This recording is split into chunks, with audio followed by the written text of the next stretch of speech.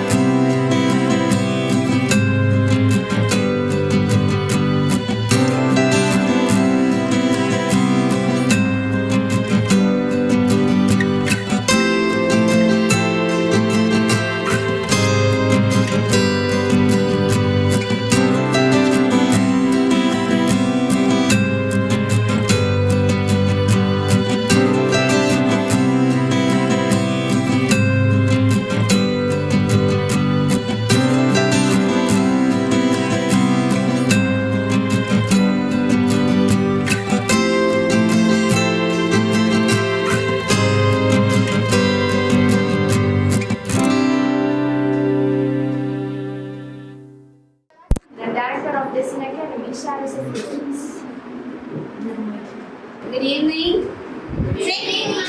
Yeah. So, என்ன சொல்றதே தெரியல. அவ்வளோ அழகா பிரம்மாண்டமான ஒர்க், உங்களுடைய ப்ரெசன்டேஷன், உங்களுடைய ஒர்க், ஹார்ட் ஒர்க் எல்லாமே உங்களுடைய இந்த அழகா இருக்கு. என்ன சொல்றதுக்கே தெரியல. அவ்வளோ க்யூட்டா பண்ணியிருக்கீங்க. ரொம்ப டைம் எடுத்து ஆத்லீட்லாம் வந்து பார்த்தீங்கன்னா இட்ஸ் நாட் சிம்பிள் இந்த ஏஜுக்கு. Because this is the perfect age I think நான் சொல்ல போனேன்னா. ஏன்னா அவ்வளோ டீட்டெயில்ஸ், அவ்வளோ நுணுக்கமான அந்த ஒர்க் எல்லாமே அவ்வளோ அழகாக இருக்குது. அந்த கோவிலாக இருக்கட்டும் எல்லாமே. பட் நான் ஏன் மென்ஷன் பண்ணுறேன்னா நான் அதில் அவ்வளோ ஹார்ட் ஒர்க் இருக்குது. ஐ நோ எவ்வளோ டீட்டெயில்டாக நீங்கள் பண்ணியிருக்கீங்க அப்படின்னு. ஓகே, ஸோ எல்லாருக்குமே ஃபஸ்ட் நான் பெரிய அப்ளாஸ் கொடுக்கலான்னு இருக்கேன். குட்டீஸ் எல்லாமே அதே மாதிரி தான் அவங்களுடைய ஒர்க் எல்லாம் பிரம்மாண்டமாக உரிச்சு மேய்ஞ்சிருக்கீங்க இல்லையா? ஸோ அப்ளைங்காக இருக்கட்டும், மிக்சிங்ஸாக இருக்கட்டும், ஐ திங்க் மேம் வந்து லக்ஷ்மி மேம் ரொம்ப அழகாக உங்களுக்கு டீச் பண்ணியிருக்காங்க எவ்ரி திங். மேமாக இருக்கட்டும், சாராக இருக்கட்டும். ஸோ அவங்க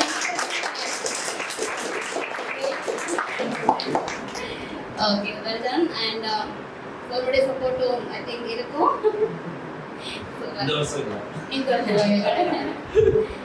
இதேதான் நான் அதுவும் சொல்வேன். ஜஸ்ட் இது வந்து நீங்க என்னன்னா கிளாஸ்க்கு வரீங்க, ஒர்க் பண்றீங்க. ஸோ அதுக்கப்புறம் வந்து புக்கோட புக்கை அப்படியே க்ளோஸ் பண்ணி எடுத்து போறதுக்கும் ப்ளஸ் இப்போ நீங்க ஒரு எக்ஸிபிட் பண்றதுக்கும் உள்ள நிறைய டிஃப்ரென்ஸ் இருக்கும். ஸோ ஒரு பேப்பரோட அந்த புக் அப்படியே நோட்டோட நோட்டாக க்ளோஸ் ஆகி நீங்கள் பேக்கில் வச்சிங்கன்னா அந்த ப்ரெசன்டேஷன் யாருக்கும் தெரிய போகிறது கிடையாது. உங்களுக்கு மட்டும் தெரியும், பேரண்ட்ஸ் எடுத்து பார்த்தாங்கன்னா அவங்களுக்கு தெரியும், அவ்வளோதான். பட் இன்னைக்கு வந்து உங்களுடைய ஒர்க் எல்லாருமே பார்க்குறாங்க. அவ்வளோ அழகாக நீங்கள் ப்ரெசென்ட் பண்ணியிருக்கீங்க. ஓகே, நான் என்ன சொன்னேன்னா இந்த ஒர்க்கை வந்து இதோட விட்டுறாதீங்க. ஸோ இதுக்கு நிறைய ஃபியூச்சர்ஸ் இருக்குது. நீங்கள் நிறைய இப்போ ஸ்கூல்ஸ்லாம் பார்த்தீங்கன்னா எவ்ரி இயர் வந்து பார்த்தீங்கன்னா இப்போ மேக்சினாக இருக்கட்டும், இல்லை ஸ்கூல்ஸில் வந்து ஆர்ட் காம்படிஷனாக இருக்கட்டும், இல்லை ஆர்ட் ஷோவாக இருக்கட்டும். ஸோ இதிலெல்லாம் வந்து நீங்கள் உங்களோட பெயிண்டிங்கை வந்து தாராளமாக கொடுக்கலாம். ஏன்னா அவ்வளோ அழகாக இருக்காது. ஸோ இதிலெல்லாம் நீங்கள் கொடுங்க. அது மட்டும் இல்லாமல் பேரண்ட்ஸ் நீங்கள் என்ன பண்ணுங்கன்னா weekly once at least every Sunday நீங்கள் கூகுளில் சர்ச் பண்ணுங்க. ஆன்லைன் காம்படிஷன் நிறைய இடத்துல நடக்குது. அது மாதிரி ஆன்லைன் ஆர்ட் ஷோ நிறைய இடத்துல நடக்குது. அதுலலாம் நீங்கள் வந்து இந்த பெயிண்டிங் அப்லோட் பண்ணீங்க அப்படின்னா அவங்களுக்கு அடுத்த மோட்டிவ், அடுத்த என்ன பண்ணணும் நீங்கள் சொல்லவே வேண்டாம், ஆட்டோமேட்டிக்லி அவங்களே அதை பண்ண ஆரம்பிச்சிருவாங்க. ஏன்னா மெயின் என்னன்னா பசங்களுக்கு உங்ககிட்ட இவ்வளோ டேலண்ட் இருக்குது, ஜஸ்ட் நீங்கள் உங்களுக்கு ஜஸ்ட் தட்டி விடுங்க போதும். ஸோ இதெல்லாம் வந்திருக்கு பாரு, உன்னை பெயிண்டிங் பார்த்துட்டு எவ்வளோ அழகான ரிவ்யூ வந்திருக்கு. ஸோ அதெல்லாம் நீங்கள் சொன்னீங்கன்னா தான் அவங்க அடுத்த லெவலுக்கு அவங்க வந்து கண்டிப்பாக மூவ் பண்ணுவாங்க. அண்ட் இதனால் வந்து என்ன பெனிஃபிட் இருக்குது? ஸோ இப்போ கலர் பண்ணுறாங்க, ட்ராயிங் பண்ணுறாங்க, அதுக்கப்புறம் இதுக்கான ஃப்யூச்சர் என்ன அப்படின்னா இதுக்கு அடுத்து தான் ஃப்யூச்சரே இருக்குது. இப்போ நீங்கள் 12th முடிச்சுட்டு ஒரு என்ட்ரன்ஸ் எக்ஸாமுக்கு போகிறீங்க அப்படின்னா இப்போ 12th மார்க்ஸ் வந்து எந்த அளவுக்கு உங்களுக்கு ப்ராப்பராக ஈவனாக எடுக்கிறாங்களோ அதே மாதிரி என்ன டேலண்ட் இருக்குன்னு முதல்ல பார்ப்பாங்க. ஸோ அதுக்கப்புறம் தான் உங்களுக்கு அந்த சீட்டு கொடுக்கலாமா வேண்டாமா அதெல்லாமே வந்து பார்த்தீங்கன்னா என்ன டேலண்ட் இப்போ ஆர்ட்டில் இருக்கா, ஸோ ஆர்ட்டில் என்னெல்லாம் பண்ணியிருக்காங்க. அப்போ 12th முடிச்சதுக்கப்புறம் வந்து ஒரு குட்டி போர்ட்ஃபோலியோ. ஏன்னா இப்போ நிறைய 10th பசங்க இருக்காங்க. இப்போ இவங்களுக்குலாம் வந்து இன்னும் 3 years தான் இருக்குது. ஸோ இந்த 3 years அவங்க எப்படி யூஸ் பண்ணுறாங்க, எப்படி வந்து அவங்களுடைய செல்ஃப் அவங்க டெவலப் பண்ணுறாங்களோ இதுதான் கரெக்டான டைம் உங்களுக்கும் அதுவும் சொல்கிறேன். இப்போ 11thலனா நீங்கள் நல்லா அந்த 1 year யூஸ் பண்ணல அப்படின்னா 12th கண்டிப்பாக உங்களால் வந்து எக்ஸ்ட்ரா ஆக்டிவிட்டீஸ் பண்ண முடியாது. பிகாஸ் நீங்கள் ஃபுல்லாக ஸ்டடியிலே டிப் ஆயிடுவீங்க. ஓகே, அதுக்கப்புறம் நீங்கள் 12th முடிச்சுட்டு அந்த காலேஜ் என்ட்ரன்ஸ் போகும்போது உங்ககிட்ட என்ன இருக்கும்? நத்திங். நீங்கள் ஒர்க் பண்ணல அப்படின்னா நீங்கள் எப்படி உங்களோட என்கிட்ட இவ்வளோ டேலண்ட் எப்படி காமிப்பீங்க? ஸோ சம்திங் ஏதாவது ஒரு விஷயத்த வந்து கரெக்டாக எடுத்து கரெக்டாக ஒர்க் பண்ணி நான் சொல்கிறேன் ஒரே டைமில் வந்து ஃபுல்லாக ஸ்பெண்ட் பண்ணணும்லாம் கிடையாது. ஸோ ஒரு டார்கெட். ஸோ இந்த ஒரு டார்கெட் இன்றைக்கி வந்து ஒரு நாளுக்கு முன்னாடி ஒரு பெயிண்டிங் எடுக்கிறீங்களா, இல்லை 4x4 எடுக்கிறீங்களா, அது உங்களுடைய சாய்ஸ், உங்களோட வால். ஏன்னா நாளைக்கு வந்து ஃப்யூச்சரில் நீங்கள் என்ன பண்ணுறீங்க, இது வரைக்கும் என்ன பண்ணியிருக்கீங்க. ஸோ நீங்கள் திரும்பி பார்த்தீங்கன்னா 12 வருஷம் ஸ்கூலே ஸ்பெண்ட் பண்ணிட்டோமே, நம்மக்கிட்ட என்ன இருக்குது, புரியுதா உங்களுக்கு? ஸோ சம்திங் ஏதாவது ஒரு விஷயத்த நீங்கள் வந்து எடுத்து இப்போவே ஒர்க் பண்ணிங்கன்னா தான் 10th 12th முடிச்சதுக்கப்புறம் ஏதாவது இருக்கும் கையில், புரியுதா? அதை தான் நீங்கள் போர்ட்ஃபோலியோவில் நீங்கள் டிஸ்பிளே பண்ணுவீங்க. அதுக்கப்புறம் நாளைக்கு வந்து நீங்கள் டாக்டர் ஆகலாம், இன்ஜினியர் ஆகலாம், ஆர்கிடெக்ட் ஆகலாம், வாட் எவர் எந்த ஃபீல்டில் போனாலும் ஆர்ட் உங்களுக்கு கண்டிப்பாக கூட வரும். ஓகேவா? ஸோ என்னன்னா ப்ரெசன்டேஷன். இன்னைக்கு நீங்கள் பார்க்குறீங்க, நம்ம ஏதாவது ஒரு சிப்ஸ் பேக்கெட்டே எடுத்துக்கோ எக்ஸாம்பிளுக்கு. இப்போ இன்னைக்கு வந்து பார்த்தீங்கன்னா சிப்ஸ் பேக்கெட்ல என்ன இருக்கு உள்ள? நார்மலாக பொட்டேட்டோ சிப்ஸ் தான் இருக்கு. பட் அதோட ப்ரெசன்டேஷன் எப்படி இருக்கு? என்ன மாதிரியான கலர்ஸ் கொடுத்துருக்காங்க? எப்படி டிசைன் பண்ணியிருக்காங்க? ஸோ புதுசாக டெய்லி ஒரு சிப்ஸ் பேக்கெட் வந்து பார்த்தீங்கன்னா புதுசாக வந்துட்டு தான் இருக்கு. ஆனால் அது இருக்கிற திங்ஸ் என்ன? உள்ள இருக்கிறது சேம் தான். பட் அதோட ப்ரெசன்டேஷன் எப்படி இருக்கு? கலரை மாத்திரம், டிசைனை மாத்திரம். புரியுதா உங்களுக்கு? ஃப்ளேவர் எல்லாமே சேமாக தான் இருக்கு. என்னதான் அவங்க டிசைன் மாற்றினாலும் உள்ள நம்ம சாப்பிட்ற ஃப்ளேவர் சேம் தான் இருக்கு. பட் நம்ம என்ன பண்ணுறோம்? அந்த பேக்கெட்டை பார்த்தோன்னா புதுசாக வந்திருக்கா? ஸோ எதை பார்த்து வாங்குறோம்? அவனோட ப்ரெசன்டேஷன், அவனுடைய கலர்ஸ். புரியுதா? ஸோ இது எல்லாமே வந்து நமக்கு ஃபியூச்சருக்கு கண்டிப்பாக யூஸ் ஆகும். அதே மாதிரி இவ்வளோ அழகான மேம் அண்ட் சார் கிடைச்சிருக்காங்க. ஸோ இவ்வளோ அழகாக அவங்க ட்ரெயின் பண்ணியிருக்காங்க. ஸோ கண்டிப்பாக நீங்கள் ஐ திங்க் ஒரு ஃபியூச்சருக்கு யூஸ் பண்ணுவீங்கன்னு நான் பண்ணுறேன். Thank you so much. Will honor the chief guest by giving a memento.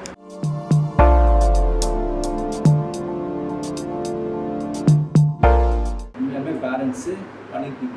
அதே மாதிரி 6th ஸ்டாண்டர்ட் வரைக்கும் பேரண்ட்ஸோட ஒத்துழைப்பில் தான் பசங்க வருவாங்க. அதாவது எப்படின்னா நீங்கள் பண்ணுங்க அப்படின்னா பசங்க பண்ணிடுவாங்க. அதுக்கு 6th ஸ்டாண்டர்ட் வரைக்கும். ஆனால் அந்த 6th ஸ்டாண்டர்ட் மேலே 12th ஸ்டாண்டர்ட் இருக்காங்க பாருங்கள், அது பேரண்ட்ஸோட அவங்க டிசிஷன் தான். நான் போகிறேன் அப்படின்னு சொன்னால் தான் முக்கால்வாசி போக முடியும். அதனால் 6th ஸ்டாண்டர்ட் வரைக்கும் பேரண்ட்ஸுக்கு தான் கிரெடிட்டு, இவங்களுக்கு தான் ஸ்டூடெண்ட்ஸுக்கு தான் கிரெடிட். அது பேரண்ட்ஸ் எல்லாமே பாருங்கள், அந்த ப்ரெசன்டேஷன் இருக்குது. அது எப்படின்னா நம்ம ட்ராயிங் பண்ணுறோம், ஒரு ஃபுல் ஃபினிஷே இல்லை. சில பேருக்கு வரையும் போது இது என்ன ஃபினிஷிங்கே இல்லையே, சரியில்லையே அப்படின்னு சில பேர் பயப்படுறாங்க. நான் பார்த்து சொல்லிக் கொடுத்த ஸ்டூடெண்ட்ஸுக்கு சொல்கிறேன், சில பேர் பயந்துருக்காங்க. நான் என்ன சொன்னேன்னா, அந்த லாஸ்ட்டாக நம்ம கொடுக்குற டச்சப்பு, அதுக்கப்புறம் அந்த ஃப்ரேமு எல்லாமே டிசைன் பண்ணி அதை கொடுத்துரும். நம்ம சாட்டிஸ்ஃபேக்ஷன் ஆகிட்டோம்னாவே ஆட்டோமேட்டிக்காக அடுத்தவங்களே திருப்திப்படுத்திடலாம். நம்மளே சாட்டிஸ்ஃபேக்ஷன் ஆகாமல் இந்த பிக்சர் சரியில்லை அப்படின்னா அப்புறமா ஃபுல்ஃபில் பண்ண முடியாது. அது மாதிரி தான் ப்ரெசன்டேஷனும் அதுதான் சேம். ஃப்ரேம் போட்டு நீங்கள் கிஃப்ட் பண்ணணும். யாராவது பர்த்டேவா பசங்களுக்கு, உங்கள் ஃப்ரெண்ட்ஸுக்கு நீங்கள் வரைஞ்சி கிஃப்ட் பண்ணணும். உங்கள் டேலண்ட்டை நீங்கள் வெளிப்படுத்தணும். அது மாதிரி தான் சின்ன சின்ன பசங்களுக்கும் அவங்களுக்கு தெரியாது. பட் பேரண்ட்ஸ் நீங்கள் என்ன பண்ணலாம், இவங்களே எங்கள் ஃப்ரெண்டுக்கோ இல்லை ஸ்கூல் டீச்சர்ஸ்க்கோ அந்த மாதிரி எடுத்துகிட்டு போகிறாங்க. இப்போ ஸ்டூடெண்ட்டே வராங்க, டீச்சர்ஸ்க்கே செல் போட்டுட்டு வரைஞ்சி எடுத்துகிட்டு போய் கொடுக்குறாங்க. அது மாதிரி நீங்களும் உங்கள் ஸ்டூடெண்ட்ஸுங்களுக்கு சின்ன சின்ன பசங்களுக்கு எடுத்துகிட்டு போய் கொடுக்கணும். முக்கால்வாசி பேரண்ட்ஸ் எல்லாமே பண்ணுவீங்க. இருந்தாலும் நான் பசங்களுக்கு சொல்லிடுறேன். நான் ரொம்ப தேங்க்ஸ். அதே மாதிரி சாரோட வளர்ச்சியால் தான் இப்போ நாங்கள் வளர்ந்துருக்கிறது. மேமான வளர்ச்சியால் தான் இந்த எல்லா இடமுமே வளர ஆரம்பிச்சிருக்கு. உண்மையாலுமே குரோத் ஆகிருக்கு. ஏன்னா 2 பேருமே சேர்ந்து தான் இப்போ நல்ல ஃபவுண்டேஷன் வந்துட்டாங்க. இவருக்கு இப்போ தான் கலை மாமணி விருது கொடுத்துருக்காங்க.